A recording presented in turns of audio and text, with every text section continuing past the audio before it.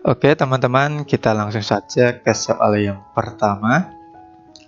Nomor 1. Kegiatan-kegiatan pembelajaran berikut ini yang dapat memotivasi siswa untuk berprestasi sesuai dengan materi yang sedang dipelajari adalah titik-titik. A. Memberikan reward bagi yang berprestasi. B. Menjelaskan cara belajar agar berprestasi. C. Memberikan hukuman bagi yang tidak berprestasi. D. Memberitahukan manfaat materi yang baru dipelajari. Atau E. Menjelaskan materi dan memberi contoh-contoh soal yang banyak. Silakan teman-teman bisa diulangi untuk lebih memahami.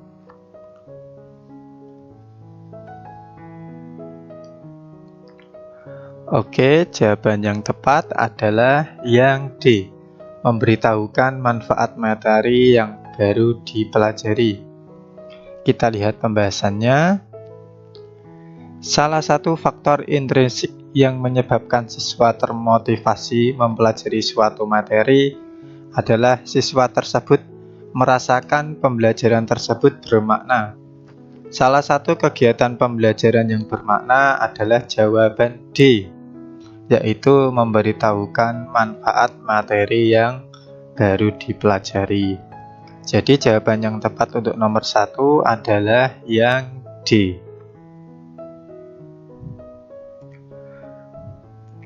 Oke teman-teman, kita lanjut soal nomor 2. Dari soal-soal di bawah ini, manakah yang merupakan soal yang bermakna untuk mengukur penerapan konsep persegi panjang? A. Mengapa persegi panjang adalah sebuah jajar genjang? B. Apakah persegi panjang adalah persegi? C. Dari contoh-contoh bangun datar berikut, manakah yang merupakan persegi panjang? Berikan alasan secukupnya. D. Hitunglah keliling persegi panjang dengan panjang 8 cm dan lebar 5 cm. Atau E. Apakah persegi panjang semua sudutnya 90 derajat? Berikan alasan secukupnya. Silahkan teman-teman bisa diulangi untuk lebih memahami.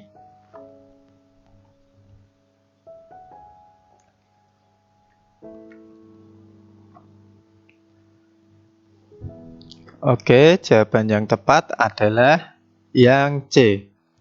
Dari contoh-contoh bangun datar berikut, manakah yang merupakan persegi panjang? Berikan alasan secukupnya. Kita lihat pembahasannya. Seseorang dikatakan memahami suatu konsep apabila dapat menentukan mana contoh dan mana yang bukan contoh dari konsep tersebut. Jawaban yang benar adalah C, yaitu dari contoh-contoh bangun datar berikut, manakah yang merupakan persegi panjang? Berikan alasan secukupnya. Jadi jawaban yang tepat untuk nomor 2 adalah yang C. Oke teman-teman, kita lanjut ke soal yang ketiga. Diketahui bahwa pada suatu segitiga siku-siku, kuadrat sisi miring sama dengan jumlah kuadrat sisi yang lain dalam segitiga tersebut. Soal yang paling cocok untuk mengukur penguasaan konsep tersebut adalah titik-titik. A. Sebutkan 3 bilangan yang merupakan triple Pythagoras. B. Suatu segitiga ABC mempunyai sisi 12 cm, 13 cm, dan 15 cm. Apakah segitiga tersebut merupakan segitiga siku-siku? C. Suatu segitiga ABC mempunyai sisi A 2 cm, B 3 cm, dan C 25 cm. Apakah C merupakan sisi miring segitiga tersebut? D. Sebutkan rumus Pythagoras. Atau E. Tuliskan teorema Pythagoras. Silakan teman-teman bisa diulangi untuk lebih memahami.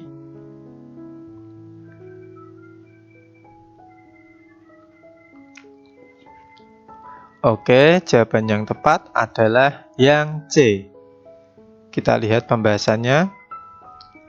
Pemahaman siswa tentang kalimat kuadrat sisi miring sama dengan jumlah kuadrat sisi yang lain.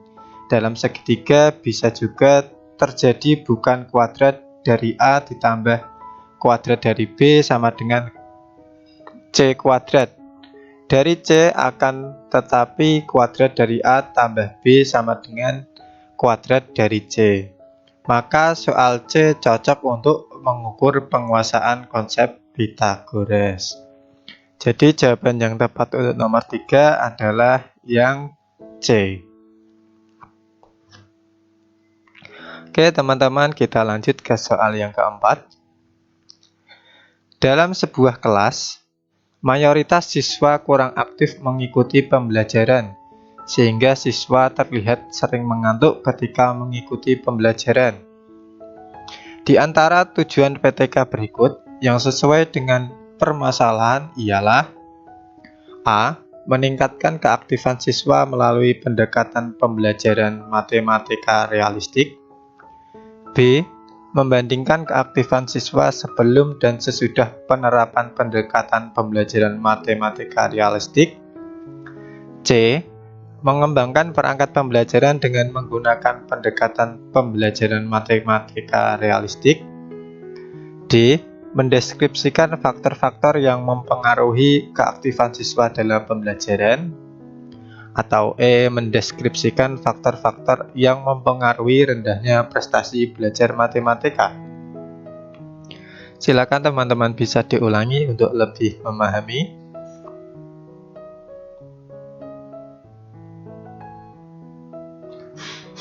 Oke, jawaban yang tepat adalah yang A. Meningkatkan keaktifan siswa melalui pendekatan pembelajaran matematika realistik.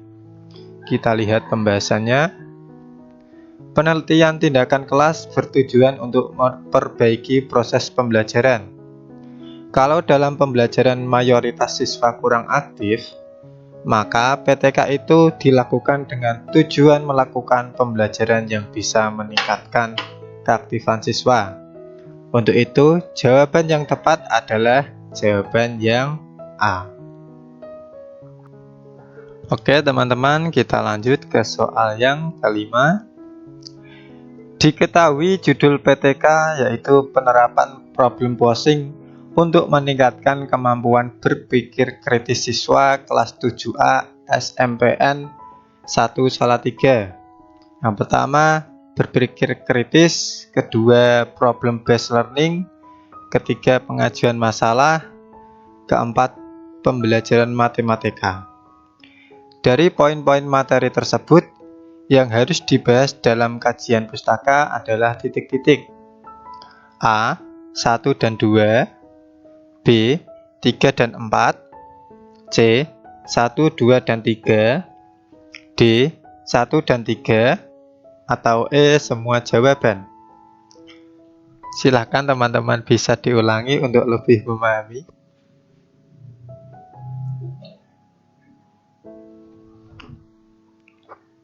Oke, jawaban yang tepat adalah yang A, 1 dan 2. Kita lihat pembahasannya. Kajian pustaka berfungsi untuk memberikan landasan teori terkait dengan materi topik penelitian yang akan dilakukan. Terkait dengan judul tersebut, pada kajian pustaka sekurang-kurangnya membahas tentang berpikir kritis dan pengajuan masalah atau problem posing. Jadi jawaban yang tepat untuk nomor 5 adalah yang A. Oke teman-teman, kita lanjut ke soal yang ke-6. Dalam sebuah pembelajaran tentang bentuk aljabar, 2A plus 3B diilustrasikan oleh siswa sebagai penjumlahan 2 buah apel dan 3 buah jeruk. Siswa lain mengilustrasikan jumlahan dari buah apel yang berada pada 2 kardus besar dan 3 kardus kotak kecil. Tindakan yang tepat yang dapat dilakukan oleh guru untuk menangani perbedaan pendapat siswa ialah A. Menjelaskan bahwa kedua jawaban tersebut benar. B. Meminta siswa untuk melihat kembali tentang definisi variabel. C.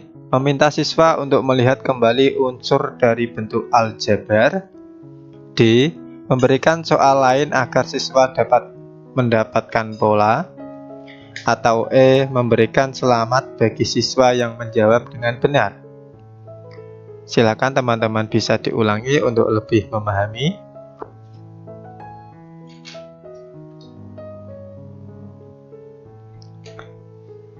Oke, jawaban yang tepat adalah yang B. Meminta siswa untuk melihat kembali tentang definisi variabel.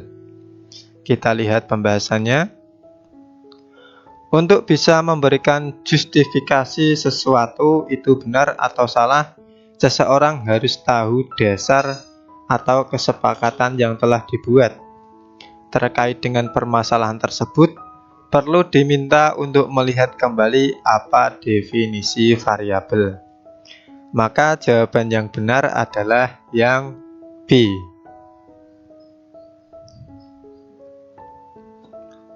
Oke teman-teman, kita lanjut ke soal yang ke-7. Pada saat siswa berdiskusi tentang banyaknya rusuk pada kubus, kerucut, dan tabung, siswa banyak yang berbeda pendapat tentang banyaknya rusuk, tabung, dan kerucut. Setelah dianalisis, kesalahan mereka dikarenakan berbeda dalam memahami konsep rusuk pada bangun ruang tersebut. Tindakan yang sesuai untuk menangani perbedaan siswa dalam memahami konsep tersebut adalah titik-titik. A. Siswa diminta mengamati benda real yang berbentuk kubus, tabung, dan kerucut untuk menghitung banyaknya rusuk. B. Siswa diminta mengamati gambar kubus, tabung, dan kerucut untuk menentukan banyaknya rusuk. C. Siswa diminta mengamati alat peraga dan gambar yang berbentuk kubus, tabung, dan kerucut untuk memikirkan apa yang dinamakan rusuk. D. Membandingkan banyaknya rusuk balok dan kubus. Atau E. Guru menjelaskan banyaknya rusuk kubus, tabung, dan kerucut sehingga siswa paham. Silakan teman-teman bisa diulangi untuk lebih memahami.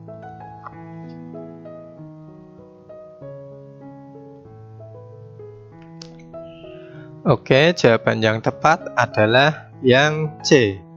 Siswa diminta mengamati alat peraga dan gambar yang berbentuk kubus, tabung, dan kerucut untuk memikirkan apa yang dinamakan rusuk.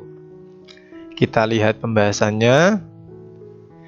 Saat siswa mengalami perbedaan pendapat tentang suatu konsep tertentu, cara menanganinya adalah menutup yang menyebabkan mereka mengalami miskonsepsi.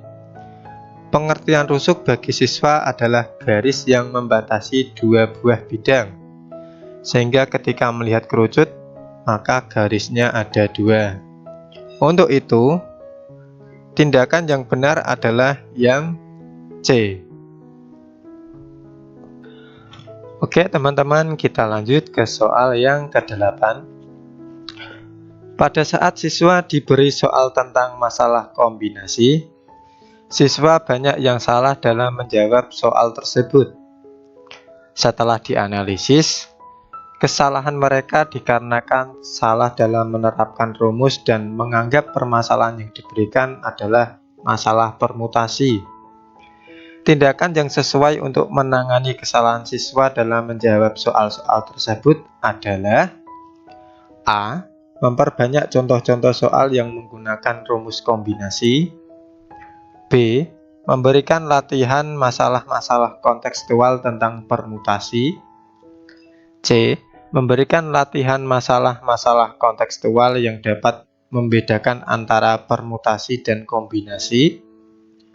D. Membandingkan rumus permutasi dan kombinasi. Atau E. Memperbanyak latihan soal menggunakan rumus kombinasi. Silakan teman-teman bisa diulangi untuk lebih memahami.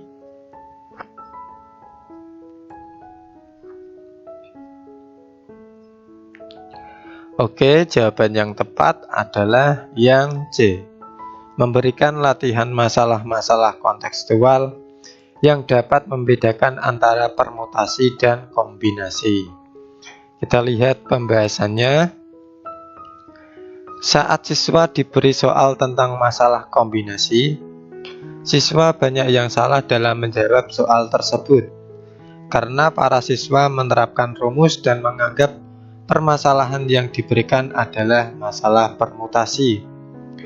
Hal ini dapat diindikasikan bahwa siswa-siswa kurang memahami permasalahan yang ada, termasuk masalah permutasi atau kombinasi. Untuk itu, tindakan yang sesuai untuk menangani kesalahan siswa dalam menjawab soal-soal tersebut adalah jawaban C, yaitu memberikan latihan masalah-masalah kontekstual yang dapat membedakan antara permutasi dan kombinasi. Jadi jawaban yang tepat untuk nomor 8 adalah yang C. Oke teman-teman, kita lanjut ke soal yang ke-9.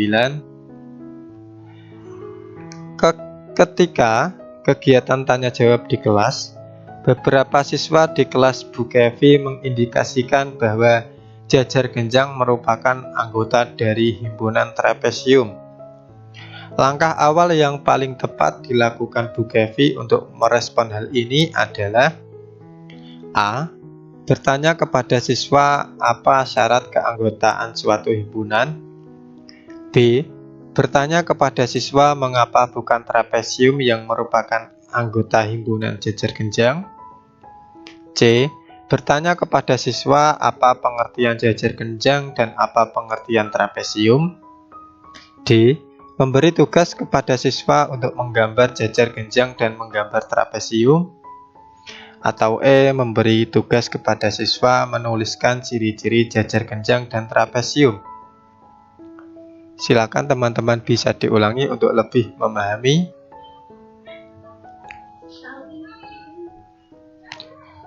Oke, jawaban yang tepat adalah yang C.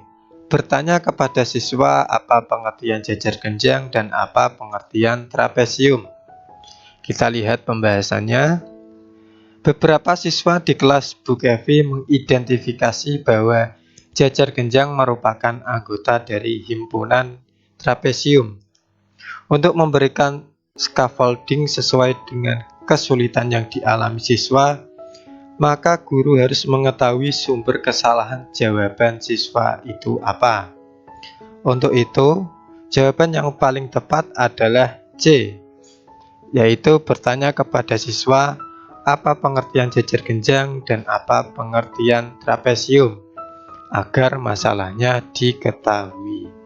Jadi jawaban yang tepat untuk nomor 9 adalah yang C.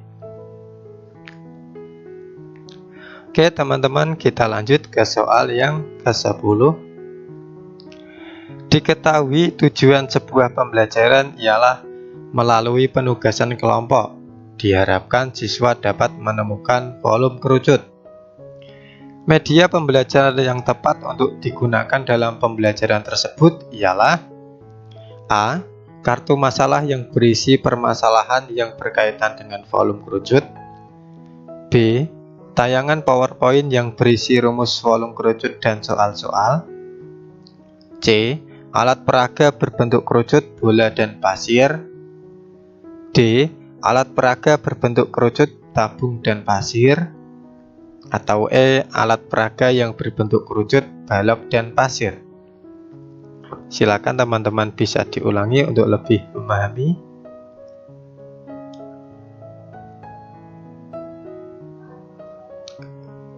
Oke, jawaban yang tepat adalah yang D. Alat peraga berbentuk kerucut, tabung dan pasir. Kita lihat pembahasannya. Karena tujuan pembelajaran ialah melalui penugasan kelompok, diharapkan siswa dapat menemukan volume kerucut. Maka media yang bisa digunakan adalah peraga untuk menemukan volume kerucut berdasarkan volume tabung yang sudah dipelajari. Untuk itu, media yang paling tepat adalah D, yaitu alat peraga berbentuk kerucut, tabung, dan pasir.